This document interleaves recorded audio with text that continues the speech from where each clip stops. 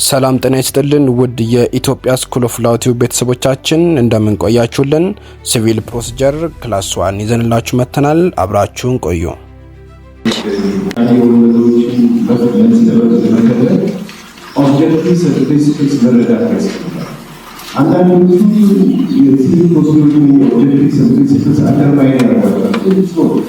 በጣም ኢምፖርታንት ሆነቱን ስለሆነ እነዚህ መጀመሪያ ማወቅ ያስፈልጋል ማለት ነው። ለሁሉም ነገር የሚረዳቸው እሱ ስለሆነ በሚለው እንዴ ተሰብስባለ ስለዚህ እሱ መጀመሪያ ላይ የመጀመሪያው ኦብጀክቲቭስ ምንድን ናቸው? ኦብጀክቲቭስ እዚህ ላይ የምንለው ኦብጀክቲቭስ ሰዎች ሲጀምራል ሁሉ ጊዜ ቢሆን አንድ ሰዓት ሲቀርብ የራሱ ኦብጀክቲቭ ኒድ ያደረጋቸው የሚያቸው ኦብጀክቲቭ ሰዓት እነሱ እንደገና ያስፈልጋል። ሁሉ ነገር ከዛ ስለሚነሳ ማለት ነው። በጣም የሲቪል ጀስቲስ ሲስተሙ ፕሮፐርሊ ፋንክሽናል እንዲሆን ለማድረግ የቆመባቸው መሰረታዊ ዓላማዎች አሉ። እነዚህ ዓላማዎች በጣም አንዳንዱ ዓላማ አንድ ብቻ ሳይሆን በጣም በርካታ ዓላማዎችን የሚያደርጉ ጎሎች አሏቸው። ፕሮሲጀር ሰዎች በህይወት ግንኙነታቸው ውስጥ ኮንፍሊክቶች ይፈጠራሉ። ኮንፍሊክትስ ማስት ቢ ሪዞልቭ ግን ሃው ኮንፍሊክቶችን ሪዞልቭ የምናደርግበት ሲስተም ዊክ ከሆነ ሰዎች ሲስተሙን ከመጠቀም ይልቅ በሰልፍ ሜጀር ሁኔታዎችን ማስተካከል ይመርጣሉ። ሙጂዝም ዲዛይር ለዛ ሲሆን ስለዚህ ምንድነው ሰዎችን ኤንከሬጅ የሚያደርግ የተፈስራ እንዲጠቀሙ የሚጋብዝ ፌር የሆነ ሲስተም ነው ያስፈልጋል ማለት ነው። አዘርዋይዝ ሰዎች ፒስ ኤንድ ስታቢሊቲ ያለው ሰው ሰልፍ ሜጀር ውስጥ የሚገባ ከሆነ ዛሬ ከተማ የሆነ ሰው በበድሪ ዛሬ ይችላል ታባሰ ሆነ ጊዜ ሲሳገኝ ደግሞ ተደረገው ተወስደታል ማለት ነው። So the main thing is to look at the master. In the economic services to do transactions become expensive before. Money no mission to look at it. But effective before the now stability career, radiance career, radiance career ኮላተራል የሆኑ ትራንዛክሽኖች ተደርገዋል ተደረጋቸው እነሱ ደግሞ የሆኑ ትራንዛክሽኖች ነው ኮላተራል ትራንዛክሽኖች ተደርገዋል ይሄ ኮስት ኦፍ ኮንትራክት በጣም ኤክስፔንሲቭ ነው which is not desired so effective የሆነ ትራንዛክሽን ነው ሰዎች እኮ ትራንዛክሽን ሲያደርጉ ለተናመነ ከሌላቸው ትራንዛክሽንስ ቢትዊን በጣም በሚተዋወቁ ሰዎች መካከል ብቻ የሚደረግ በሚተዋወቁ ሰዎች ላይ ብቻ የሚደረግ ነው። ኢቭን በገበያ ውስጥ አቫይለብል የሆነ ሪሶርስ በሪሶርስ ባለው ግን ፍሪ ሙቭ አያደርግም። ጉድስ መስት ቢ ፍሪ ሙቭ ይደረጋል ይችላል። እንደዛ ካልሆነ የሰው ሰዎች ይላል ይችላል። እኔ ትንሽ ይሽከሩ በማንኛውም ነገር አስተላልፈዋል። ስለዚህ በሚተዋወቁ ሰዎች መካከል የሚደረግ ትራንዛክሽን ኤክስፔንሲቭ ነው። which I think is all of us. So desire the right. So let's see if we can set up the civil justice system of the Mao. We need to set up achieve the goal. Mao. So let's see the result dispute resolution. Salamawi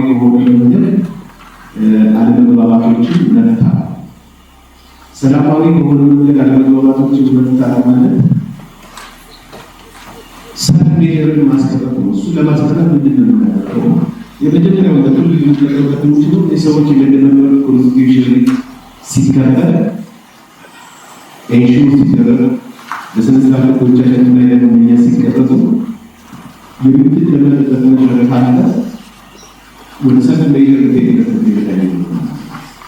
ስለዚህ የመደበኛ በህጎቻችን ውስጥ ሲከበር ፒስፉል በሆነ መንገድ ዲስፒዩቶቻችን አለመግባባቶችን ለመፍታት መደረግ አለበት። ሪዞልቭ ቱ ኮርስ እንደዛ ሲል የእኩልነት መብታችን ሲጠበቅ ኢምፓርሻል ሰላሳ አንድ አካባቢ ያለበት ራይትነስ ኢንዲፔንደንስ ኢምፓርሻል ሆነ ኢንዲፔንደንስ ተደረገ ኢምፓርሻሊቲ ኢንሹር ሲደረገ ስለስላቱ እሱ ሲሆን በገለልተኝነት ጉዳይ በነፃነት አይቶ ውሳኔ መውሰድ የሚችል ተቋም ካለ በኢኮኖሚክ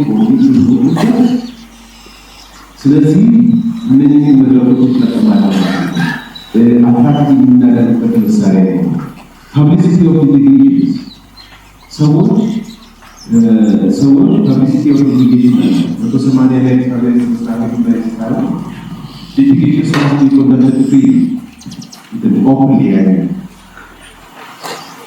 ብዙ ጊዜ በችሎት ስራ ውስጥ አንዳንድ ጊዜ ያው ቦታዎቹ ስላልሆኑ አንዳንድ ጊዜ ደግሞ ዳኞች አቦይ ማለት ነገር ታሳቢ የሆኑ እና የካሜራ ላይ ያለው ነገሮች በካሜራ ውስጥ በተመለከተ ጊዜ ዳኞች ምን ተነሳሳት ያገኛሉ ሰግደ ይችላል ይችላል ቪዲዮ ለቋንቋ ይችላል በዚህ አክቲቪቲ ያለው እንደዚህ እንደነገ ህዝብ በተሰበሰበ መድረክ ላይ የዳኝነት ክፍል የሚመራ ሆነ ግን በካሜራ ውስጥ ሆኖ ከሚያስተናግደው ሁኔታ የተለየ ራሱን በመቆጠብ ማረጋገጥ አለበት። ስለዚህ ሁሉ ጊዜ ነው ሊቲጌሽንስ ኦፕን በሆነ መንገድ ሊካሄዱ ከሆነ ዳኞች ሪስፔክት ያደርጋል። ምን ማለት ነው? ኒድ ቱ ሪስፔክት ዩር ራይትስ ማለት ነው። መብቶቻችን የበለጠ በጣም የማክበር ይገደዳል። ሁኔታዎች በራሳቸው ስለሚያስገድዷቸው ይችላል።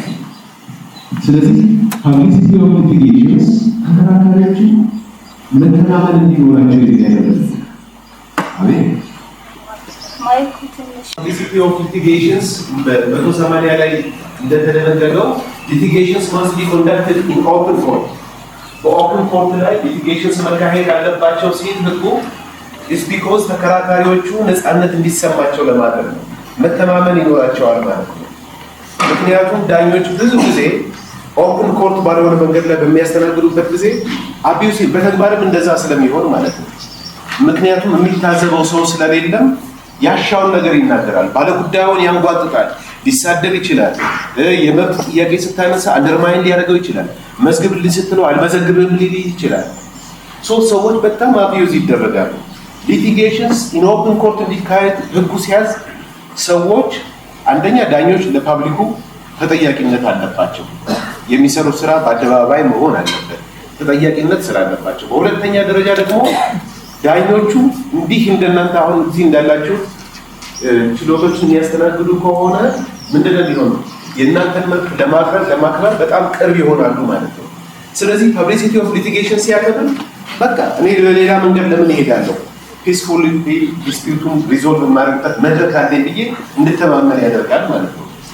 እሱ ብቻ አይደለም፣ ኦልተርናቲቭ ዲስፒዩት ሬዞሉሽን ሲስተሞችም ሌላው የዚህ መሳሪያ አድርገን ልንጠቀምባቸው እንችላለን። ኦልተርናቲቭ ዲስፒዩት ሬዞሉሽን ሲስተምስ የምንላቸው ያው አንዱ አርቢትሬሽን ነው። አርቢትሬሽን ኢዝ ሞር ላይክ ኮርት ያው እንደምታውቁት ማለት ነው። ፕራይቬሲ ከመጠበቁ ኢት ኦፕሬትስ ላይክ ኮርትስ በቃ ግን ፕራይቬሲያቸው ይጠበቃል። ገበናችሁ አደባባይ ላይ አይወጣም። የንግድ ሚስጥራችሁ አደባባይ ላይ ስለማይወጣ ትተማመኑበታላችሁ ማለት ነው። የፍርድ ቤት ጉዳይ ኦፕን ኮርት ላይ የሚካሄድ ስለሆነ የክርክራችሁ ነገር ሁሉ አደባባይ ላይ በቀላሉ ይወጣል ይችላል። ሶ ፕራይቬሲን ሜንቴን ያደርጋል። ከዛም ውጪ ደግሞ በሜዲዬሽን ይሁን በኮንሲሊዬሽን ይሁን ክርክሮችን ሪዞልቭ የምታደርጉበት መንገድ አለ። ፍርድ ቤት ጉዳዩን ስለመጣ ብቻ ሁሉም ነገር በፍርድ ቤት ማለቅ አለበት ማለት አይደለም። ፍርድ ቤት ሁሉ ነገር ሊጨርስም አይችልም። አንደኛ ኋላ ላይ የኤፊሽንሲ አያመጣም። በሁለተኛ ደረጃ የፍርድ ቤት ውሳኔዎች ሁልጊዜም ቢሆን የፍርድ ቤት ውሳኔዎች ኢምፖዝድ ናቸው። ወደድክም ጠላህም ክርክርህን ያያል። ወደ ኋላ ተመልካች ነው ያያል። who was at fault። ስለዚህ at fault የሆነ ወገን ምን ሊያደርግ ይገባል የሚለውን ብቻ ነው የሚያየው። የሁላችሁንም የጋራ ኢንተረስት አይቶ ለሁላችሁም የሚጠቅም ውሳኔ በመስጠት ረገድ የፍርድ ቤት ውሳኔ ብዙ ጠቃሚ አይደለም። አንዱን ወገን ይጠቅማል፣ ሌላውን ይጎዳል። ኢምፖዝድ ነው የፍርድ ቤት ውሳኔ። ይሄ ግን አሚኬብሊ ዲስከስ ታደርጋለህ እና ለአንተም ለሌላኛውም ወገን ሶልቭ የምታደርጉበትን መፍትሄ ልትሰጡ ትችላላችሁ ማለት ነው። ፍርድ ቤት ስለመጣ ብቻ ጉዳዩ በፍርድ ቤት ማለቅ አለበት አይደል? ስነ ስርዓቱ ከ274 እስከ 277 ድረስ በፍርድ ቤት የቀረበ ክርክር እንዴት ሪዞልቭ አድርጋችሁ ከክርክሩ ውጭ እንደምታደርጉ ህጉ ራሱ ይገልጽላችኋል። አሚኬብል ዲስፒዩት ሬዞሉሽን መንገድ ቢኖር ይፈጥራል። እሱም ሌላው የዚህ ሰላማዊ በሆነ መንገድ ችግሮችን የመፍቻ አንድ መንገድ ተደርጎ ሊወሰድ የሚችል ነው።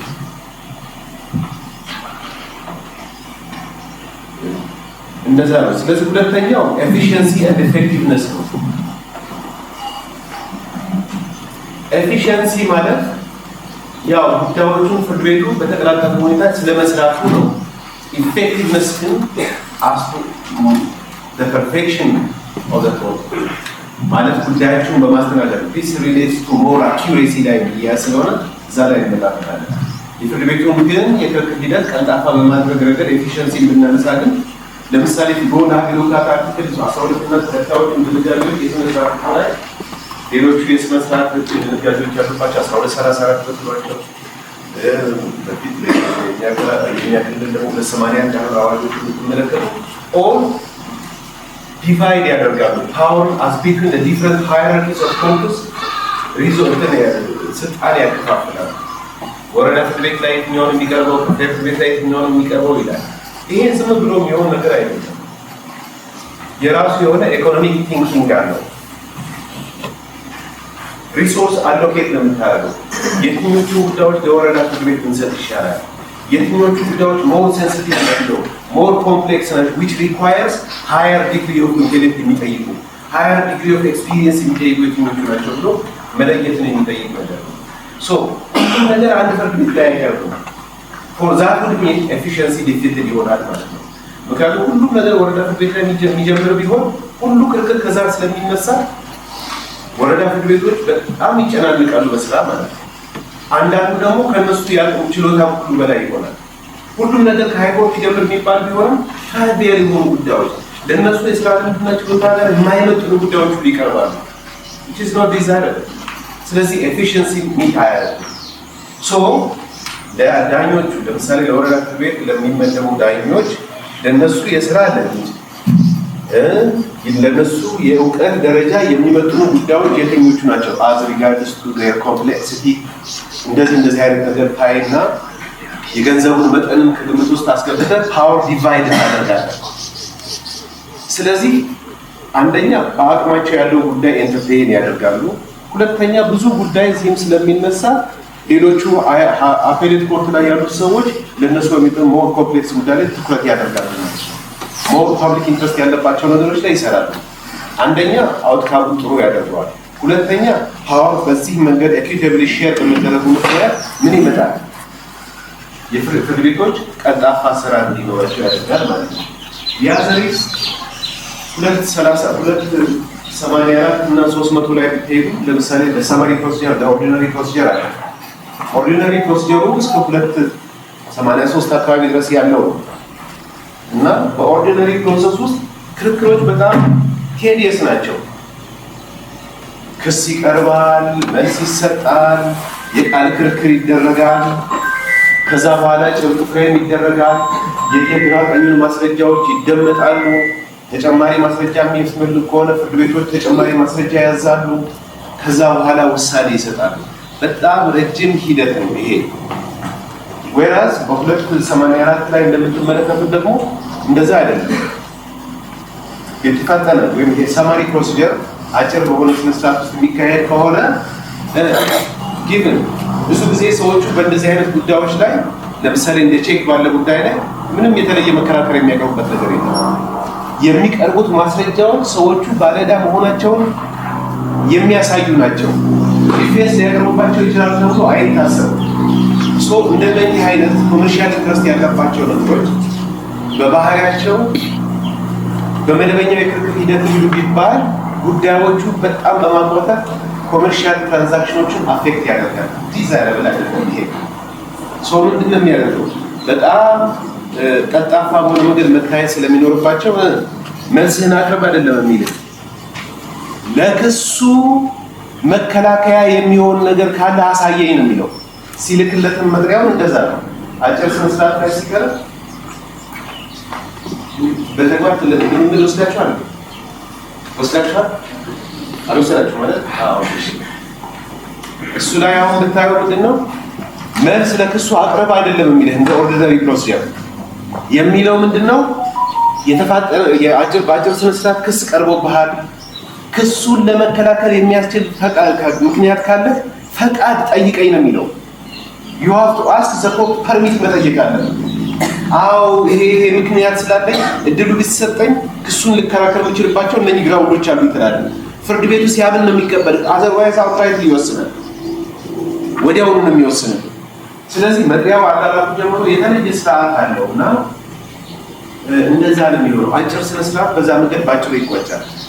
ሌላው ደግሞ በጣም ፈጣን ምላሽ የሚጠይቁ ጉዳዮች አሉ። ለምሳሌ በአንቀጽ 300 ላይ የተገለጹ ሰርከምስታንስ አሉ። እነሱ ብቻ ግን አይደሉም። ማይንድ በ300 ላይ ኢንተርቴን የሚደረጉት በጣም አጣዳፊ ጉዳዮች ሲሆኑ በዛ ስርዓት ውስጥ ሊያልፉ የሚችሉ ናቸው። ኤርጀንሲ ያለባቸው ጉዳዮች ለምሳሌ የስራ ቅጥር ልትቀጠር ስትል ዲስክሪሚኔት ያደረገ ከዛ በኋላ መደበኛ ፍርድ ቤት ላይ ሄደ መደበኛ ክስ አቀርባለሁ ብትል የቅጥር ስርዓቱ ተካሂዶ ያልቆ ሰዎች ይቀጠራሉ። አየህ እንደዚህ አይነት ነገር ሲሆን በጣም ፈጣን ምላሽ የሚጠይቁ ጉዳዮች ይሆናሉ። እዚህ ዳኞች ማሰልጠኛ ላይ ሰዎች ከዚህ ቀደም እንደናንተ ተወዳደሩና ሳይሳካላቸው ቀረ። አይ እናንተን መመሪያ አይፈቅድልንም ተብለው ሪጀክት ተደረጉ። ከዛ በመደበኛ ሁኔታ ላይ ክስ አቀረቡ። መደበኛ ፍርድ ቤት ላይ ሄደ።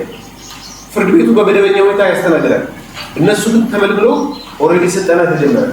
ኦልሞስት ከግማሽ ኦልሞስት መጨረሻው አካባቢ ላይ ነው ውሳኔ የተሰጠ ይመስለኛል። ምን እርባና ያለው። ስለዚህ የጉዳዮቹ ይዘት አጣዳፊነት እንደዚህ በሚኖርበት ሰዓት ላይ ለእንደነኛ አይነት ጉዳዮች ወደፊት እንነጋገርባቸዋለን። መፍትሄ ለመሻት ኢሚዲየት የሆነ አክሽን የሚጠይቁ ነገሮች በ300 መሰረት ይቀርባሉ። የጉዳዮቹ አርጀንሲ ራሱ መፍትሄ ቶሎ ማግኘት ያለባቸው ሆኖ ስለሚያሳይ ማለት ነው። ስለዚህ ምንድነው ዲዛይን ኦፍ ዘ ሎው ህጉ ኦርዲናሪ ፕሮሲጀር፣ ሰማሪ ፕሮሲጀር፣ አክሰለሬትድ ፕሮሲጀር እያለ ሶስት እንደዚህ አይነት መስመሮችን ሲከፍለው በራሱ የክርክር አመራር ስርዓት ውስጥ ፈጣን የሆነ አገልግሎት የሚሰጥበት መንገድ እንደ ኢንተረስቶቹ ማለት ነው እንደ ኮመርሻል ኢንተረስቶቹ እንደ አርጀንሲ እንደዚህ እያየ ይከፈላቸዋል።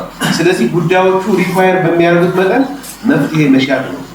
ስለዚህ ይሄ በራሱ አደረጃጀቱ የሚያሳየው ምንድነው የክርክር ስርዓት ቀልጣፋ በሆነ መንገድ የሚመራ መሆኑን ለማሳየት ምሳሌ አድርገን ልንወስድ እንችላለን። ስለዚህ ኤፊሺየንሲ ማለት አንድ ጎል እሱ ነው። ያዘለ ሰብስታንቲቭ አኪዩሬሲ ነው። ኢንተርፕሪቴሽን ጋር ጋር የሚያያዝ ሰብስታንቲቭ አኪዩሬሲን በምንወስድበት ጊዜ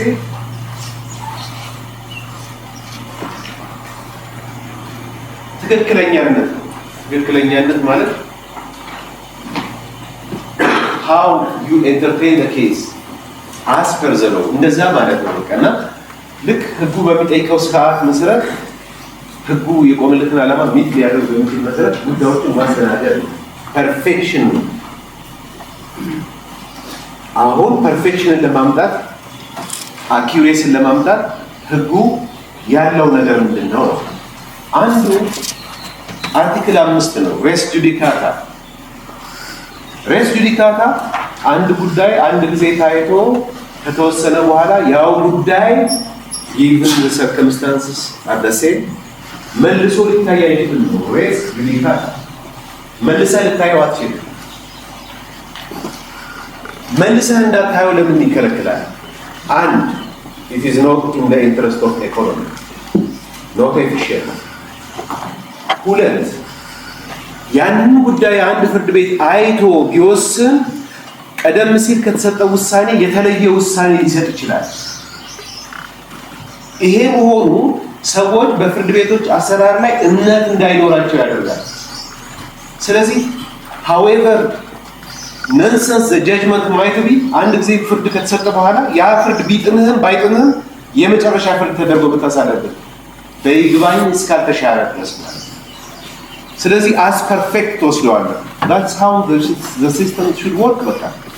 ስለዚህ አንድ ጉዳይ አንድ ጊዜ ታይቶ ከተወሰነ በኋላ ያው ጉዳይ መልሶ መታየትም አይገባውም። ትክክል አይደለም የሚል እምነት ይኖራል፣ ግን ፐርፌክት ተደርጎ መወሰድ አለበት። አንድ እሱ ሁለት አፒል ላይ ነው። ፍርድ ቤቶች በሰዎች የተገነቡ ናቸው።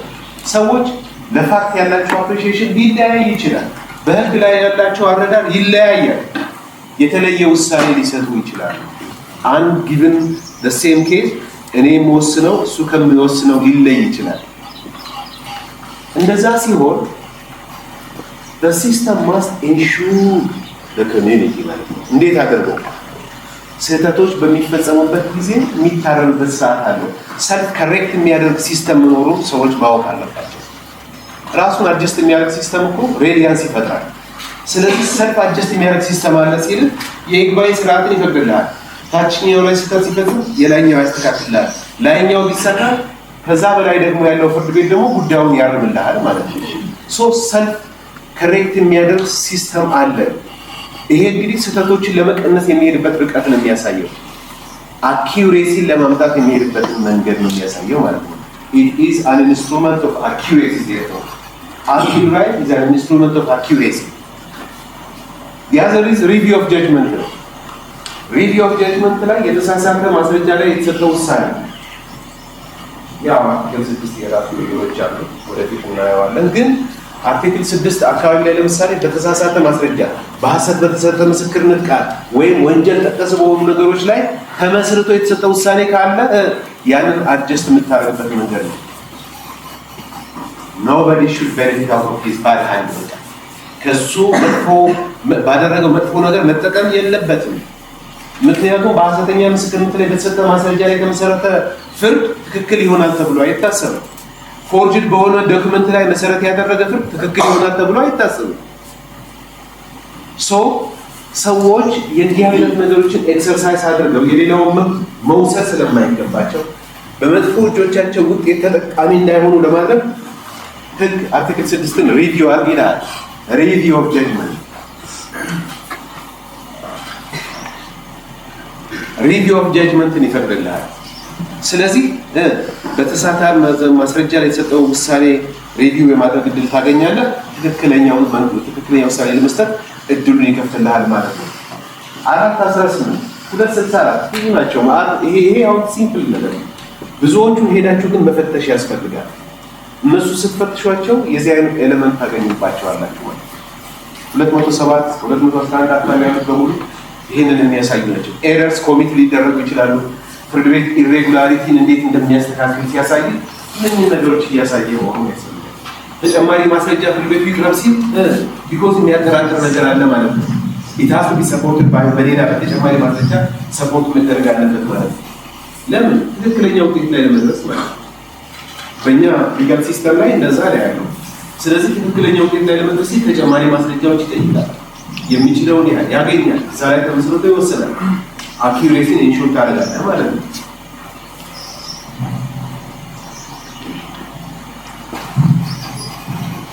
ሌላው ፕሮሲጀራል ፌርነስ ነው። ፌርነስ ደግሞ ሌላው ሁሉ በጣም ኢምፖርታንት ነው። በተለይ ትርጉሞች አካባቢ ያለበት የሚያስፈልገው ይሄ ሁሉ በጣም ጠቃሚ ነው። ፌርነስ እኔ ጊዜ እንደምለው it is the humanness of the law የማስበው ለቃሉ ነው ትክክለኛ ትርጉም ስለማጣለት ነው።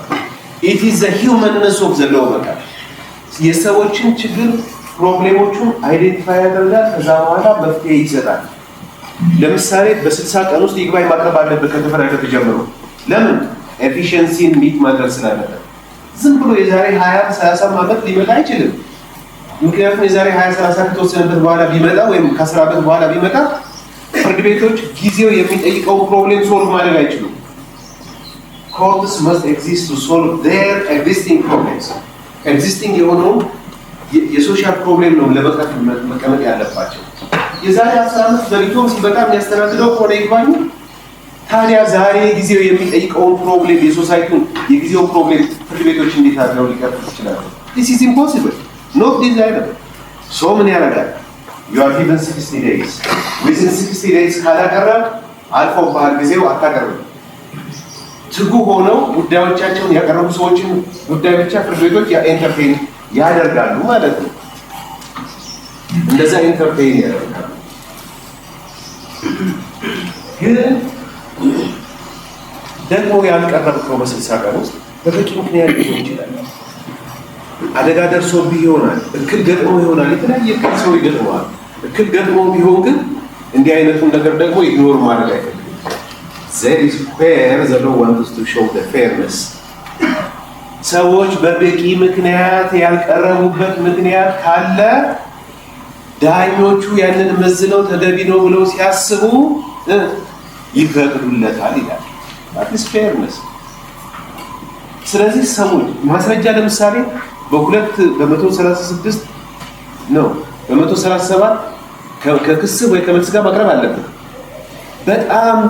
በጣም ቢዘገይ በ137 መሰረት ክርክር በሚሰማበት ጊዜ ምክንያቱም ሳያስፈልግህ ፍርድ ቤቱን ጠይቀህ ማቅረብ ትችላለህ። ይሄ ጊዜ ካለፈ በኋላ ግን ማስረጃህን ኤኒ ታይም ኢንትሮዲዩስ ማድረግ አትችልም። not possible። ግን ደግሞ ከአቅም በላይ በሆኑ ምክንያቶች ያልቀረበበት ምክንያት ካለ በ256 ላይ በይግባኝም ሲሆን በ345 ላይ 327 3 ሲደመር 345 ላይ በጊዜው ይባኙትን ማስረጃን ያላቀረበበት ምክንያት ለፍርድ ቤቱ በማቅረብ ፍርድ ቤቱ ያንን ሪኮንሲደር አድርጎ እንደገና የሚቀበልበትን ስርዓት ያዘጋጅልሃል። that is fairness። ምክንያቱም ሰዎች ችግር ሊገጥማቸው ስለሚችል ማለት ነው። ስለዚህ ኢኳሊቲን ሲጠብቅ እንደዛ ምናምን ሲያደርግ ያንን ነው የሚያሳየው ነው። አንድ እንደዛ ነው። ያዘርስ አክሰስ ቱ ጀስቲስ ነው። አክሰስ ቱ ጀስቲስ አክሰስ ቱ ጀስቲስ ሰዎች ፍትህ የማግኘት መብታቸው ጋር የተያያዘ ነው። ይሄ ሌላው ዓላማ ነው። በእኛ በሊጋል ሲስተም ውስጥ በፕሮሲጀር ውስጥ ኤግዘምሽን የለም። አንድ ለምሳሌ ክስ ማቅረብ የሚፈልግ ሰው ክሱን ሲያቀርብ የዳኝነት መክፈል አለበት። ፔይ ኤንድ ፋይት ነው ባንክ ዘ ሲስተም ዩ ፔይ ኤንድ ፋይት ዩር ኦፖነንት ትከፍላለህ። ከዛ በኋላ ባላጋራህን ትገጥማለህ። ካልከፈልክ ህጉ የሚሰጠው ምንድን ነው? በቃለ መሐላ ታረጋግጥና ወይም ድሃ መሆንህን የሚያሳይ ሌላ ማስረጃ ታቀርብና ምን ያደርጋል? እንድታቀርብልህ ይፈቅድልሃል። ግን መጀመሪያ ተፈርዶልህ የምታገኝ ከሆነ ተፈርዶልህ ከምታገኘው ክፍያ ውስጥ የመጀመሪያውን ግን ገንዘብ ለመንግስት ትከፍላለህ ነው። አትበላት ማለት ነው። ኤግዛምሽንን ለመጀመሪያ ጊዜ ኢንትሮዲዩስ የሚያደርገው ሌበር ሎው ላይ ነው። ሌበር ሎው ላይ ቀድሞም ጀምሮ የነበሩት ሌበር ሎዎች ላይ እንደዛ ነው። ኤግዛምሽን አለ። ኤግዛምሽን ማለት ትከሳለህ፣ ግን የዳኝነት መክፈል አይጠበቅብህም። አሁን ደግሞ የማህበራት ህግ ላይ ሄዳችሁ ብትመለከቱ ማህበራት ለሚያቀርቧቸው ክሶች የዳኝነት መክፈል አይጠበቅባቸውም። አክሰስ ነው ባይዘው። ፍርድ ቤቶች ሲደራጁ ለምሳሌ አሁን የተዘዋዋሪ ችሎት ፍርድ ቤቶች ያደራጃሉ። ለምን? አክሰስ ለመፍጠር ነው። ሰዎች ከሰሜን ሸዋ እዚህ ከሚመጡ የሰሜን ሸዋ የዚህ የጠቅላይ ፍርድ ቤቱ ሰሜን ሸዋ ድረስ በየተወሰነ ታይም ኢንተርቫል ይሄዳል፣ ኤንተርቴን ያደርጋል። ለምን? ሰዎች ከሰሜን ሸዋ እዚህ ድረስ ያ ሁሉ ሰው ከሚጉላላ ዳኞቹ ሄደው ኢንተርቴን ያደርጋሉ፣ እዛው በአካባቢያቸው በቅርባቸው ማለት ነው። ከፍተኛ ፍርድ ቤቶች ተዘዋዋሪ ችሎት አላቸው። ያንን ሲያደርጉ እኮ አክሰስ ቱ ጀስቲስን ፕሮሞት እያደረጉ ነው። ስለዚህ የአክሰስ ቱ ጀስቲስ በዚህ መንገድ ሊገለጽ የሚችል ማለት ነው። ስለዚህ ሞር ኦር ለስ እነኚህ ኦብጀክቲቭስ ናቸው። ግን አንዳንድ ጊዜ አሁን ከየገለጽኩላችሁ ምሳሌ ብትወስዱ አንዱ ድንጋጌ ኤፊሽንሲን ሰርቭ ሊያደርግ ይችላል፣ ፌርነስንም ሰርቭ ሊያደርግ ይችላል። እንደዚህ አይነት ነገሮች ያጋጥማሉ። እንደዛ በሚሆንበት ጊዜ ኮንፍሊክት የሆኑ ኢንትረስቶች ይመጣሉ። whenever you are confronted with such conflict you have to choose one የትኛው የተሻለው ይሄ እንግዲህ it depends upon case by case basis። ስለዚህ based on case by case ሁኔታዎች እያያችሁ በሁኔታዎች ውስጥ የተመረጠው መንገድ የትኛው ነው፣ የትኛውን ብንወስድ ይሻላል የሚለውን ነገር የመምረጥ የእናንተ ኃላፊነት ይሆናል ማለት ነው። ግልጽ ነኝ? ስለዚህ እንደሱ ይሆናል ማለት ነውና በሱ መንገድ ነገሮችን ማየት ያስፈልጋል። ሁል ጊዜ አሁን አንዱ ፕሮብሌም በተግባር ፍርድ ቤት ላይ የማየው ነገር ምንድን ነው?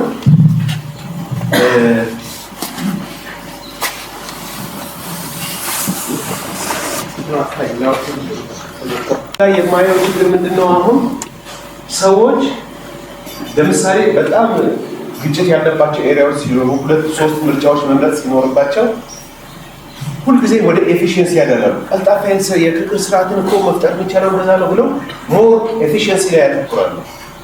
ጥሩ ነው፣ ግን ኖት ኦልዌይስ። ይሄ እንግዲህ ሁልጊዜ መሰረታዊ ነገር አድርገው ማየት ኢምፖርታንት አይደለም፣ ተገቢም መስሎ አይሰማኝም። የጉዳዩ ሁኔታዎች ናቸው ይሄንን የሚወስኑት።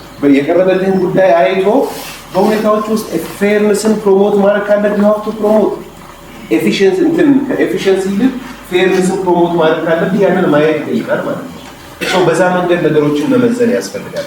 ሁልጊዜ አንዱን ጎል ብቻ ይዞ ጥብቅ ብሎ ሁልጊዜ በዛ መንገድ ነገሮችን ማስተናገድ አስቸጋሪ ይሆናል። ዲያዘሬስ የፕሪንሲፕልስ ነው እንግዲህ መርሆች አሉት። አንዱ ሌላው ችግር እንግዲህ በፍርድ ቤት አካባቢ ላይ ችግር የሚገጥመው ደግሞ ይሄ ፕሮሲጀሩ መርሆች የሚከተላቸው መሆኖች አሉ። አንደኛው ፕሪንሲፕል ኦፍ ባይላተራል ሂሪንግ ነው። የሁሉንም ወገኖች ክርክር ማድመጥ ያስፈልጋል። የሁሉንም ተከራካሪ ወገኖች እድል መስጠት ያስፈልጋል። አንደኛው ወገን ለምሳሌ እግድ ይነሳልኝ ሲልህ አንተ በሁኔታዎች ውስጥ እግድ መነሳቱ አስፈላጊ መስሎ ሲሰማ ስለተሰማ ብቻ እግድ ቀጥታ አታንሳ። ለሌላው ሰው ኦፖርቹኒቲ መስጠት ያስፈልጋል። ያጋጠመኝን ልንገራችሁ። አሁን ከፍተኛ ፍርድ ቤት ላይ ነው አንድ ጥያቄ ያቀረበው።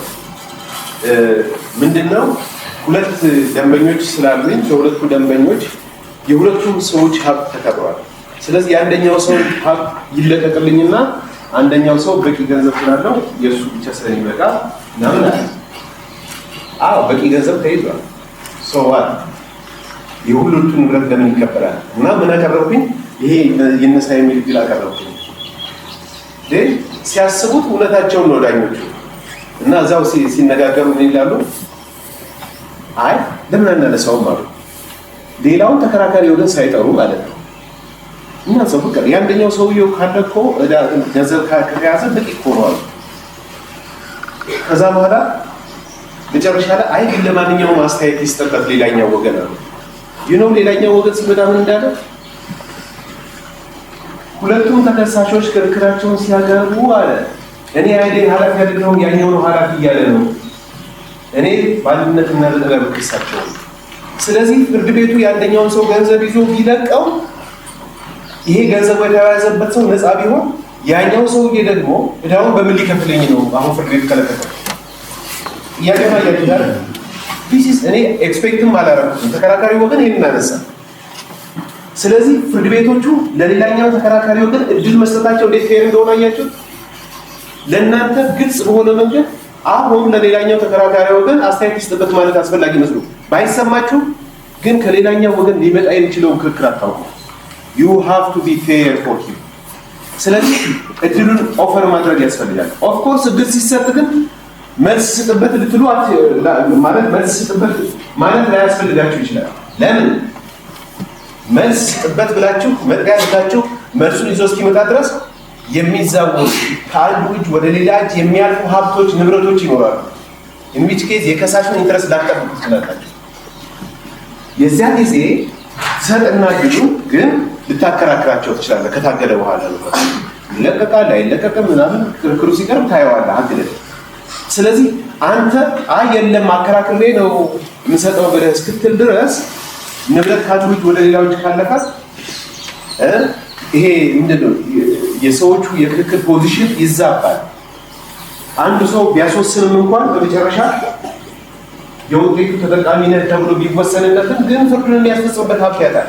ስለዚህ ክርክሩ ባለበት ጊዜ ሰዎቹ የነበራቸውን ስታተስ ኮ እንዲያኑ ታደርጋላችሁ። በዛ አይነት ስፔሻል ሁኔታዎች ላይ ታግዳለህ። ሌላ አከራክረህ ልትለቅም ልታከብሩ ትችላለህ። ግን እግድ ይነሳልኝ አይነት ጥያቄዎች ወይም ሌላ እንደዚህ ተመሳሳይ ጥያቄዎች በሚቀርቡበት ጊዜ ኦልዌይስ ሌላኛው ተከራካሪ ወገን ሀሳብ መስጠት ማረጋገጥ አለባቸው። በተግባር እዚህ አካባቢ ላይ ሌላው የሚታየው ችግር ምንድን ነው? ለምሳሌ ፍርድ ቤት ማስረጃ ከመሬት አስተዳደር ላይ ይጠይቃል። ከመሬት አስተዳደር ማስረጃ ይመጣልኝ ይላል። ከመሬት አስተዳደር ማስረጃ ይመጣለታል። ከመሬት አስተዳደር ማስረጃ ጠይቄ ይኸው መጥቷል ይልና ከመዝገቡ ጋር ያያይዘዋል። ግን ልክ አይደለም። አንተ ጠይቀህ ስለመጣ ብቻ ሰዎቹ ያኮ መብታቸውን አፌክት የሚያደርግ እኮ ነገር እንዴት ኢግኖር ታደርጋለህ? እንደዛ የቀረበውን ማስረጃ ታነብላቸዋለህ። በዛ ላይ ሀሳብ ካላቸው ሪፍሌክት የሚያደርጉት ነገር ካለ ሀሳባቸውን መቀበል ያስፈልጋል። ከዛ በኋላ የሚቀርበውን አስተያየት እና ክርክር አይተህ ተጨማሪ ነገሮች ማድረግ ካለብን ተጨማሪ እርምጃዎች ትወስዳለህ። ስለዚህ ብዙ ጊዜ አሁን በወረዳ ፍርድ ቤት አካባቢ ላይ የሚቀርቡ ማስረጃዎች ይቀርባሉ፣ ይያያዛሉ፣ አስተያየት የሚሰጡበት እድል አይሰጥም፣ ግን ይወሰናል። አዘይተን ዘዴ ዛሬ ምንም አላልኩበትም። this is not fair። ስለዚህ the principle of bilateral hearing ምንድነው? ሁልጊዜ የሚቀርብ ማናቸው ክርክር ካለ ለሌላኛው ተከራካሪ ወገን ማድረስና ሐሳቡን መቀበል ያስፈልጋል ነው። that is what is telling us principle of bilateral hearing። the principle of party presentation ደግሞ እሱ ደግሞ የሚያወራው ሌላ ታሪክ ነው። the principle of party presentation ደግሞ አንድ ሰው ያልጠየቀው ዳኝነት አይሰጠውም ነው። የጠየቀው ዳኝነት ብቻ ነው የሚሰጠው። ፍርድ ቤት ሁሉ አውቃ አይሆንም። አይ ቤት ብቻ ይሰጠኛል ኪራይ ስላልጠየቀ ነው እንጂ ብሎ ፍርድ ቤት እስካሁን ድረስ ከክርክሩ ጊዜ ጀምሮ ያለውን እስካሁን ድረስ ያልተከፈለ ቤት ኪራይ ካለ ይከፈሉ ሊል አይችልም። ያልተጠየቀ ዳኝነት አትስጥ። ስለዚህ እንደ ዳኛ ነገር ስትሄዱ የመጀመሪያው ስራችሁ መሆን ያለበት ዳኝነት ስትሰጡ የተጠየቀው ዳኝነት ምንድን ነው? እሷን አትርሷል። የተጠየቀው ዳኝነት ምንድን ነው? ሀብት ነው ዳፈ ሌላው ችግር ወረዳ ፍርድ ቤት አካባቢ ያለና ወስኑ የተጠየቀው ዳኝነት ምንድን ነው? እሷን ለብቻ ጻፍ አድርጋ ያዛል።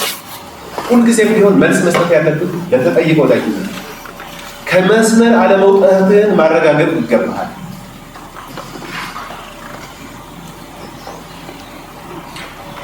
አንዳንድ ጊዜ ለምሳሌ መሬቱን አከራይቶታል። መሬቱን አከራይቶት ግን አልመለስለት አለ። ስለዚህ መሬቴን አከራይቼው አልመለስልኝ አለ። ስለዚህ መሬቴን ይመልስልኝ አለ። ምን እያለ ነው? ዝም ብሎ እኮ አይደለም የወሰደበት፣ በውል የሰጠው አይደል? ውል ይፍረስልኝና መሬቱን ያስረክበኝ እያለ ነው አይደል? ዳት ወይ ነው አንደርስታንድ ማድረግ ያለባቸው። ይሄንን አፕሪሼት ባለማድረግ ምክንያት እንደሚመጣው ጉዳይ የተለያዩ ውሳኔዎች በፍርድ ቤት ዳኝነት ሲሰጥ ታያለ። ምን እያለ ነው? ውሉ ፈርሶ ከውል ጋር ማያያዝ ያስፈልጋል ማለት ነው። ልክ መሬቴን ያረባ ወስዶብኛል ይመልስልኝ ከሚለው ይለያል ይሄ። ምክንያቱም በኪራይ ነው የሰጠው።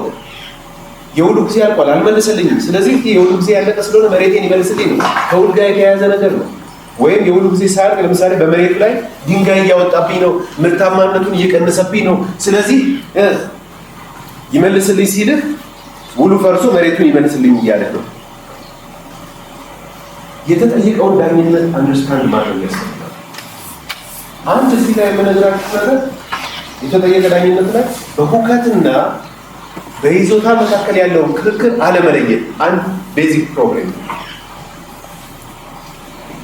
ሰዎች አንዳንድ ጊዜ ርዕሱ ላይ ሁከት ይላሉ። ታች ሄዳችሁ ዳኝነት የሚለው ላይ ስትመለከቱ ግን የይዞታ ክርክር ነው የሚያቀርቡት። ይህንን መሻሻል ካለበት እሱ መሻሻል አለበት። ምክንያቱም ሁከት ብሎ ሲከሰኝ የማቀርበው ዲፌንስ ይዞታ ብሎ ከሚጠይቀኝ ከማቀርበው ዲፌንስ ይለያል። ሁከት እኮ ፎርስፉል ዲስፖዚሽን ነው አይደለም እንዴ? that is forceful disposition ነው። you have to prove what forcefully የወሰደ መሆኑን prove አድርገህ whether you are entitled to that land or not ማዳዞት ማለት በእውነት የምታዝበትን ሀብትና ንብረት መውሰዱ ነው። that is what is important ለዳኝነቱ ኢምፖርታንት የሆነው ፓርት በእኔ ቁጥጥር ስር ያለውን ሀብት ንብረት መውሰዱ ነው። that's what I'm supposed to prove ፕሩቭ ማድረግ የሚጠበቅብኝ ይሄ ነው። ይዞታ ከሆነ ግን ፕሩቭ ማድረግ የሚጠበቅብኝ የመሬቱ ባለ መብት መሆኔን ማሳየት ይጠበቅብኛል። ዳኝነቱ ይለያያል። ስለዚህ ምንድን ነው እየጠየቃቸው ያለው? አንዳንድ ጊዜ ሰዎች ሁከት ወገደልኝ ብሎ ርዕስ ስለሰጠ ብቻ በዛ አትሳሳት። የሚጠይቀው ይዘቱ ሁከት ወገደልኝ ሳይሆን ይዞታ ከሆነ ፕሪቲ እንዳይታ ግን ሌላውን ተከራካሪ ሊያሳስተው የሚችል ከሆነ ክሱ መሻሻል ካለበት ክሱ ይሻሻላል። ምክንያቱም ተከሳሹ ሁከት ነው ብሎ አስበው ርዕሱ ያንን ስለሚል የሚሰጠው ዲፌንስ ስለሚለይ የሚያቀርበው ማስረጃም ስለሚለይ ዲስአድቫንቴጅድ የሚሆንበት እድል ይኖራል ማለት ነው። ስለዚህ ምንድነው የተጠየቅነው የሚለውን በጣም ማወቅ ያስፈልጋል። ዳኝነት በቀጥታ ተጠይቀህ ኢግኖር ካረከው እንደተከለከለ ይቆጠራል ስለሚል የይግባኝ ምክንያት ይሆናል። ዳኝነት ሳትጠየቅ ደግሞ የሰጠው ዳኝነት ካለ ያልተጠየቀ ዳኝነት ይሆናል። ኢትሳም ፌር አንተ ለሁሉም ሰው አውቃለሁ አትችልም። ኢምፓርሻሊቲህን አፌክት ያደርጋል። ቤት ብቻ ነው የጠየቀኝ አለማወቅ ነው እንጂ የቤት ኪራይ እኮ ይገባዋል ብለህ ብትወስን ለሱ ኢንክላይን እያደረክ ነው ማለት ነው። አየህ። ስለዚህ ነፃ ሆነ ጉዳይን የማየት ነገርህን ጥያቄ ውስጥ ይጥለዋል። ኖት ራይት ሶ ምንድነው የተጠየቁት የሚለውን መጀመሪያ አንደርስታንድ ማድረግ ያስፈልጋል ማለት ነው። ስለዚህ the principle of party presentation as opposed to judicial investigation. The judiciary has no right to investigate and give solution for claims which have not been raised. ላልተነሱ ጥያቄዎች መልስ ሊሰጥ አይችልም። for example አሁን ያልኳቸው ጥያቄዎች ያዘለ the principle of unity ነው። the principle of unity ደግሞ ሌላ በጣም ኢምፖርታንት ኢንስትሩመንት ነው። ማለት ከስር ያላነሳው ክርክር በየክርክሩ ደረጃ አዲስ ነገር ልታነሳ አትችልም። 82 90ን ሄደህ ተመልከት። 329ን ሄደህ ተመልከት። ከታች ያላነሳው ጥያቄ ከላይ ልታነሳ አትችልም። ለምሳሌ ተከሳሽ በይርጋ ያላነሳው ክርክር በመልሱ ላይ በቃል ክርክር ጊዜ ሊያነሳ አይችልም። new issues cannot be raised at every stage of the process. Exhaustive. Lemon, because efficiency requires it. Efficiency requires it. በየክርክሩ ደረጃ አዳዲስ ሀሳቦች የሚነሱ ከሆነ አዳዲስ ማስረጃ ሊቀርቡ ይገባል። አዳዲስ ማስረጃዎች ደግሞ በየጊዜው ከቀረቡ ደግሞ ጉዳዩ በአጭር ጊዜ ማየትና መወሰን አትችልም። ስለዚህ ፎርፌት እንዳደረግከው ነው የሚቆጠረው። ከአንድ የክስ ምክንያት የሚመነጩ ነገሮች ሁሉ ካሉ አንድ ላይ ጠይቅ። otherwise will forfeit it ሲል 2016 ላይ እኮ እንደዛ ነው። ፎርፌት አድርገዋል ማለት ነው። otherwise በየጊዜው አዲስ ነገር ሊፈጠር አይችልም። ከሳሽም ቤት ጠየቀ ይመለስልኝ ብሎ በኋላ የተከበረው ፍርድ ቤት ብሎ በቃል ክርክር ጊዜ የኪራዩን ገንዘብም ስለረሳሁት ነውና የኪራዩን ገንዘብ ከክሱ ጊዜ ጀምሮ ያለው ታስቦ ይከፈል እንጂ አይችልም። not possible. So the principle of unity የሚነግረን በተጠየቀው ዳኝነት ውስጥ የቀረበው ነገር ይዘህ ነው ተከትለህ እስከ መጨረሻው ድረስ የምትሄደው። ምንም እንኳን ውጤቱ አንፌር መስሎ ቢታይም ግን ይሄ መከበር አለ። principle of unity the principle of formal proof የሚለው እሱ ከቃለ መሐላዎች ጋር የተያያዘ ነው። አንዳንድ ጊዜ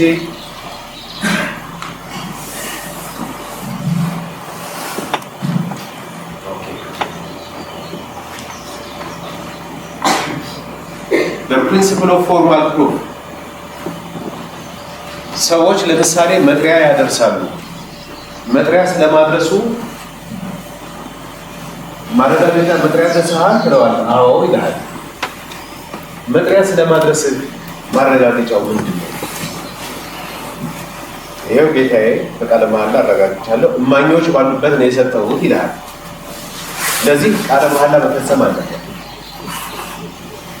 ግን ፍርድ ቤቱ አይ የለም በትክክል መስጠትን ለማረጋገጥ ብሎ ማስረጃ ወደ መስማት አይሄድም። ምክንያቱም ይህንን የሚያደርጉበት ሌላ ስርዓት ስላለ ማለት ነው። አንተ መጥሪያ የደረሰ መሆኑን ካረጋገጥ ማስረጃው መመርመር ሳያስፈልግህ by the mere fact that affidavit has been made ምንድነው የምታደርገው? እንደ እውነት ትወስደዋለህ። you take that as true እንደ እውነት ትቀበለዋለህ። as true evidence ተወስደዋለህ። ከዛ በኋላ ወደሚቀጥለው የክርክር ደረጃ ታልፋለህ። መጥሪያ ደርሶታል፣ የደረሰ ስለመሆኑ በቃለ መሐላ ተረጋግጧል። I take that as true። ስለዚህ በጉዳዩ ላይ መልስ ለመስጠት እንዳልፈለገ ቆጥረን አልፈነዋል። ከዛ በኋላ ለክርክር መስማት ብለህ ትቀጥላለህ። እንዲቀጥለው ሲል በሌላ ጊዜ ሲመጣ እኔ እኮ መጥሪያ ደረሰኝም ነበር ካለ ያን ጊዜ ነው ኢንቨስቲጌት የምታደርገው። ያ የተባለ ቃለ መሐላ የተፈጸመበት ነገር እውነት መሆኑ አለመሆኑ የምታረጋግጠው በሌላ ሂደት ነው። አሁን ግን ባደሚል ፋክት አፊዳቪት ስለፈጸመልህ ብቻ ስላረጋገጠልህ ብቻ እሱ በአፊዳቪቱ ላይ የገለጸው ነገር እውነት እንደሆነ ተቀበል ነው። እሱን ነው እያለን ያለው ፕሪንሲፕል ኦፍ ፎርማል ፕሩፍ። በእነኚህ ድንጋጌዎች ላይ 147 154 ቀለም አላዎች ይቀርባል። ሊያጠፋብኝ ነው፣ ሊሸሽ ነው፣ አገር ጥሎ ሊሄድ ነው፣ ስለዚህ ዛሬውኑ ታስሮ ሊቆይና ዋስትና ሊሰጥ ካልተደረገ ሊያመልጠኝ ነው፣ ፍርዱን ማስፈጸምበት ነገር ይታሰር ብለህ ታዛለህ። ይሄን በቃለ መሃላ ካረጋገጠልህ ያው ሁኔታ ሰርከምስታንሶቹን ማየት ያስፈልጋል። በዲስክሪፕሽን ዩርስ ግን መስጠት ይገባል ማለት ነው። when you feel there is a need ትሰጣለህ። በቃለ መሃላ ስለተረጋገጠልህ you will take those factors to be true. The principle of formal proof የሚነግረን እሱን ነው። ያዘለ the principle of publicity ነው።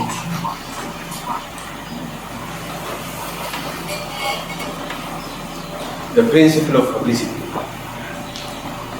ቅድም ያነሳው ፐብሊሲቲ ሰዎች ዳኞችን ሪስትሬን ያደርጋል። to the extent the litigation is open, to that extent ሰዎች ሪስትሬን ይሆናል። በመብትህ ላይ አይረማመዱም። አንዳንዴ ከዳኞቹ የማትጠብቃቸው ከአስተዳደጋችን ጭምር የሚመጣ ችግር ስላለ ማለት ነው የማትጠብቃቸው ቃላቶች ከጎንህ ያለው ሰው ሲያወጣ ታያለህ እስክትሸማቀቅ ድረስ ማለት ነው። ያንን እንደዚህ ኦፕን ኮርት ቢሆን እኮ አያደርገውም። ሁሉ ዱዛ ጣብሩም ውስጥ ስለሚሰሩ ማንም ሰው ስለማይታዘባቸው ያየም ራሱ ባለጉዳዩ ካልሆነ ሌላ ታዛቢ ስለሌለበት እንዳሻህ ትሆናለህ። that is not possible. So the principle of publicity is an important principle. There is no secrecy unless things require otherwise. ለምሳሌ የህፃናት ጉዳይ ይሆንና ፐብሊክሊ ኮንዳክት ማድረግ ማትችልባቸው ሁኔታዎች ይፈጠራሉ። አት ዋን ታይም እኛ ያጋጠመን ሁለት ጾታ ያላት ሴት ማለት ሴት መሆን የምትፈልገው ግን ሁለት ጾታ አላት። ሁለት የተቃራኒ ጾታ በጣም ችግር ነበር። አሁን ያንን ጉዳይ ፐብሊክሊ ታየዋለህ። ሰው ገላ ነው። በዛው ምክንያት በዚሁ የተነሳ ሰዎች ኢንሰርት ያርጓት አልቻለችም፣ ገደለች። ዛሬ መጣ። አሁን ያንን ጉዳይ ፐብሊክሊ እንደምታየው ሉክ ሰውን እስከ መግደል ያደረሳት ያ ምክንያት ኦፕንሊ ኮንዳክት ብታደርገው የሚደርስባት ሂዩሚሊዬሽንን አስበው። ከባድ ነው። ሁኔታዎች እንደዚህ በሚያደርጉበት ጊዜ በዝግ ችሎት ታደርገዋለህ። እነሱን ብቻቸውን ትሪት ታደርጋቸዋለህ እና እነሱም ደግሞ ነፃነት ሲሰማቸው ታያለህ። በጣም ፉል ፍሪደም ሲሰማቸው ሀሳባቸውን በነፃነት ሲያንሸራሽሩ ታያለህ እንደዛ ሲሆን። ስለዚህ ሁኔታዎቹ በእንደዚህ አይነት መንገድ ኢን ካሜራ የሚታዩ ካላስገደዱ በስተቀር all litigations must in principle be conducted in open court. An important principle ነው ለማለት። So these are the most important instruments in the civil procedure. በጣም ማሰብ ያለባችሁ ግን ቀላል መስሎ የሚሰማ ይህን ነገር ለምን ወጣችሁ ሁሉ መያዝ ያስፈልጋል። ሁሉንም ነገር የምታወጡና የምታረጉት በዛ ፐርስፔክቲቭ ስለሆነ ማለት ነው። ነገሮችን ስትመዝኑ በዚህ መንገድ ስለሚሆን እነዚህ ነገሮች ባትረሷቸው በጣም otherwise deliver የምታደርጉት ጀስቲስ ላይ ፕሮብሌሞች ይኖራሉ ማለት ነው። This much will be enough for the objectives and principles. ግን ስለ ጁሪስዲክሽን አንዲት ነገር የተወሰኑ ፖይንቶች ዳንሳለን። ሌላው ሁሉ ስለ ጁዲሻል ጁሪስዲክሽን ዳንሳለን።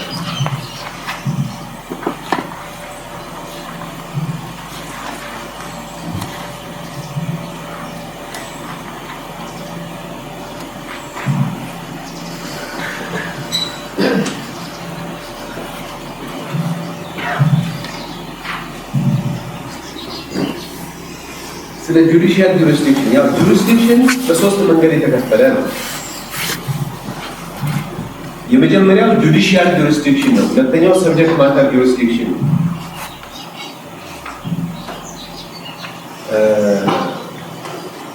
ሰብጀክት ማተር ሳይሆን ጁዲሻል ጁሪስዲክሽን አለ፣ ማቴሪያል ጁሪስዲክሽን አለ፣ ሶስተኛው ሎካል ጁሪስዲክሽን። ማቴሪያል ጁሪስዲክሽን በራሱ ዲቫይድድ ነው። pecuniary jurisdiction, that's how ስነስርዓቱ የተደራጀው pecuniary jurisdiction እና subject matter jurisdiction ተብሎ የተከፈለ ነው። ሶ ስለሱ ያው እናንተ ወይ ከተላችሁ ነገር አይደለም ይላል። ግን አሁን judicial jurisdiction አንዳንድ ነገሮች ላንሳላችሁ። judicial jurisdiction በተመለከተ jurisdiction over a person በአንድ ሰው ላይ ያላችሁ ስልጣን፣ አንድን ሰው ለማስተናገድ ያላችሁ ስልጣን። ይሄ እንግዲህ የመጀመሪያው መግቢያው ፖይንት ማለት ነው። አንድ ተከሶ የሚመጣ ሰው ሲኖር ያ ተከሶ በመጣው ሰው ላይ ስልጣን አላችሁ የላችሁ ነው። that is a gateway በቃ መጀመሪያ ተከሶ የመጣው ሰው ላይ ስልጣን ከሌላችሁ ወደ ማቴሪያል ጁሪስዲክሽን አትሄዱም፣ ወደ ሎካል ጁሪስዲክሽን አትሄዱም። መጀመሪያ ፕሩቭ ማድረግ ያለብን the first thing that you have to prove is whether you have judicial jurisdiction or not. ስለዚህ እሱን ለማድረግ እንዴት ነው ይሄ judicial impersonal jurisdiction የሚባለው ማለት ነው። in against personal against a person የሚቀርብ ክስ ከሆነ so the first stage is citizenship ወይም ዶሚሲለሪ። ስለዚህ ተከሶ የቀረበው ሰው is he a domiciliary of Ethiopia? even if ኢትዮጵያዊ ባይሆን is he an Ethiopian? ኢትዮጵያዊ ከሆነ jurisdiction ይኖራል no question። ኢትዮጵያዊም ባይሆን ግን ኢትዮጵያ ውስጥ ዶሚሲል የሆነ ከሆነ ሪዛይድ ያደረገ ከሆነ ይሁን jurisdiction ለጥቅሙ ብሎ የሚሰራባቸው ስለሆኑ ማለት ነው። ለጥቅሙ ብሎ ሲሰራ በቆየበት ጊዜ ችግር ከፈጠረን የሚያስከሰው ሁኔታ ካለ ለዛ ለሚያስከሰው ጉዳይ ላይ ጥቅሙን መካፈል ብቻ ሳይሆን እዚህ ሀገር ላይ ዶሚሲል ሆኖ ጥቅሞቹንና ኢንተረስቶቹን ሁሉ ኢንጆይ እያደረገ ግን የሚያስጠይቀው ነገር ሲኖር አይ እኔ እኮ አሜሪካዊ ሊል አይችልም as long as he is residing here and enjoying the rights and benefits then he must be subjected መሆን አለበት። ስለዚህ the test is ዲፌንደንቱ ማነው ነው? ከሳሹ ማነው አይደለም። the plaintiff can be anybody, we don't mind. the test in personal jurisdiction ላይ ተከሳሹ ማን ነው ነው ሰዎች ከሳሹ ወገን ላይ ያተኩራሉ አንዳንዴ እሱ ለሌላ ፐርፐዝ ነው የሚታደርገው። in personal jurisdiction ግን ለመወሰን the test is who is the defendant. Is the defendant an Ethiopian? Is the defendant a domiciliary of Ethiopia? Even if he is not an Ethiopian. እሱ አንዱ ቴስት ነው። ሁለተኛው ድርጊቱ የተፈጸመው የት ነው? The doing of that.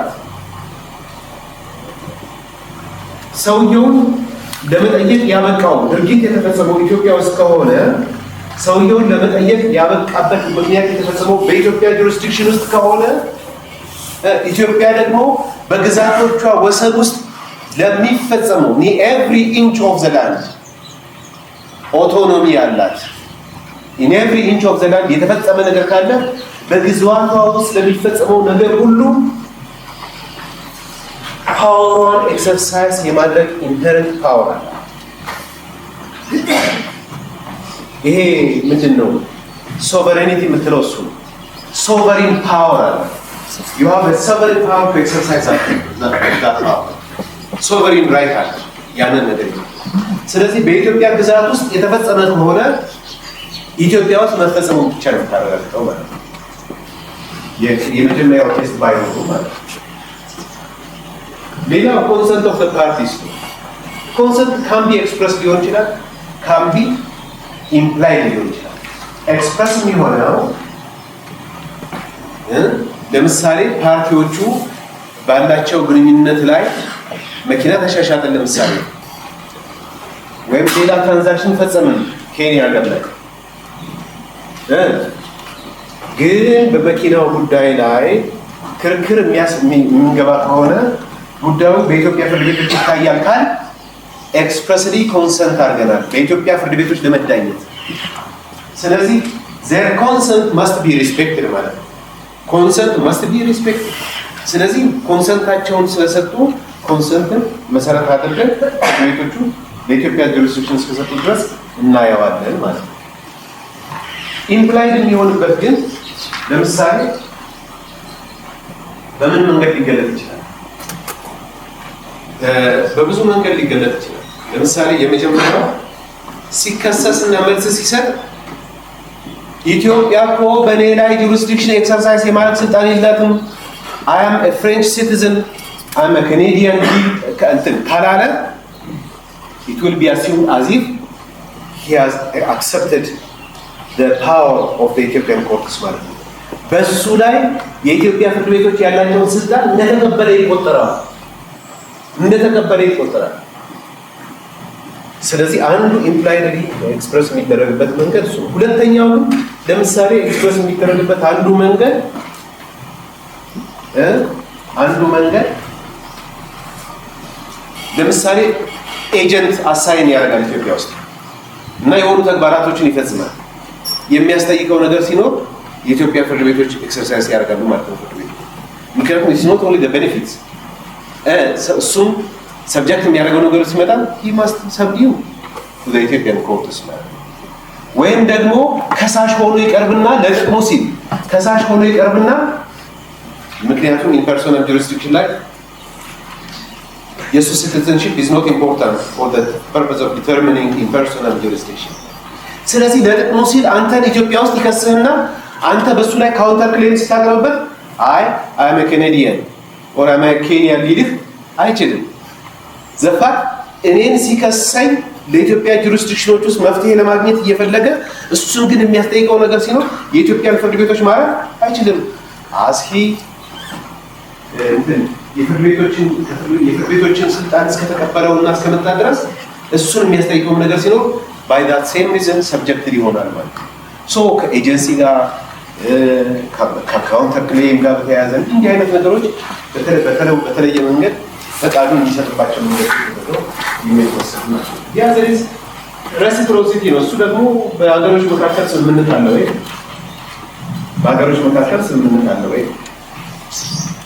ስምምነት ካለ ያንን የማየት ያለማየት ነው። ስለዚህ በኢትዮጵያ ፍርድ ቤትና በኢትዮጵያና በእስራኤል መንግስት መካከል ስምምነት አለ። የእኛን ሰዎች እዛ ሀገር ላይ የሚያስተናግዷቸው ከሆነ እንደዚህ ወይ ኢትዮጵያ ሬሲፕሮካሊ እንደዛ ታደርጋለች። ስምምነት ካለ ከሌለ እንደዛ አይነት ነገር ማድረግ ነው። ያዘር ኢን ሬን ጁሪስዲክሽን ኢን against ነው ሬን ቲንግ is against the thing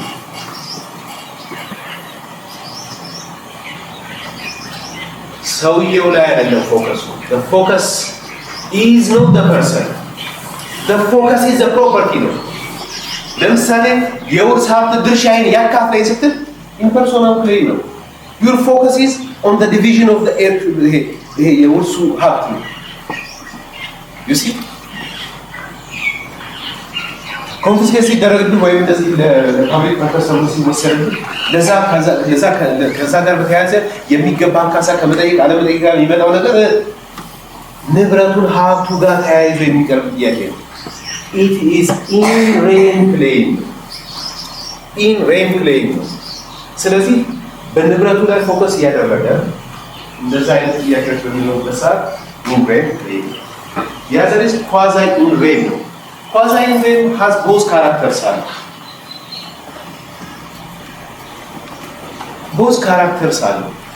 ቤዚካሊ ፐርሰናል ሪሌሽን ነው፣ ግን ንብረቱን አታች ታደርጋለህ ወይም ሞርጌጅ ታደርጋለህ። ለምሳሌ ሰውየው ንብረት አለው እዚህ፣ ግን ሰውየው አሜሪካዊ ነው። he is not living here እና ለምሳሌ ብድር አበድረኸው አልመለሰልህም፣ ኢትዮጵያ ውስጥ ተከሰዋለህ። ኢትዮጵያ ሰውየው ላይ ኤክሰርሳይዝ አታደርግ፣ ንብረቱን ግን አታች ታስደርገዋለህ። አታች ታስደርገውና ምክንያት ንብረት ላይ አይደለም ጥያቄ፣ መጀመሪያ ገንዘብ ላይ ነው። አታች ታስደርገውና አታች ስታስደርግ ለንብረቱ ሲል ይመጣል ነው አሰብሽ። ከዛ በኋላ ይመጣና ክርክሩን ያቀርባል። ካልመጣም ግን አንተ አከራካሪ ውሳኔ ሊሰጥ ትችላለህ። ወይ ሞርጌጅ ያደረግከው ሀብት ይሆናል። በዛ ምክንያት ሞርጌጅ ያደረግከው ሀብት ይሆናል። የገንዘብ ጥያቄ ነው። at the end of the day እዳው ካልተከፈለ ንብረቱን ለእዳው ልታውለው ስለምትችል somehow basically personal relation ሆነ።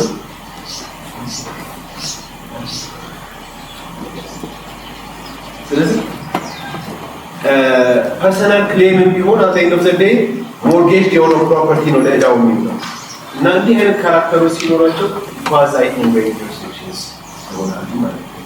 ሶ እንግዲህ ይሄ ጁዲሻል ጁሪስዲክሽን በዚህ ልታዩት ትችላላችሁ።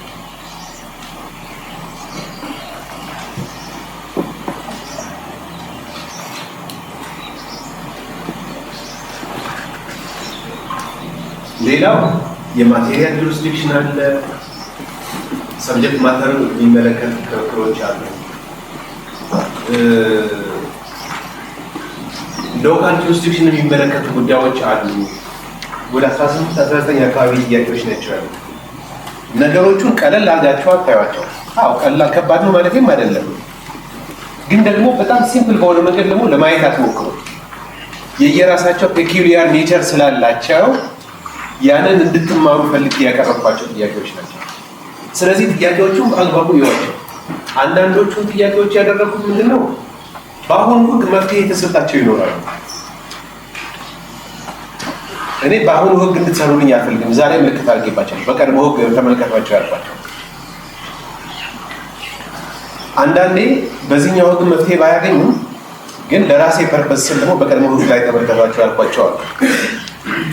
ስለዚህ በቀድሞ ህግ ላይ ተመልከቷቸው ያልኳቸው 223 የቀድሞ የፌዴራል ህግ ምናምን እያያችሁ ስሯቸው።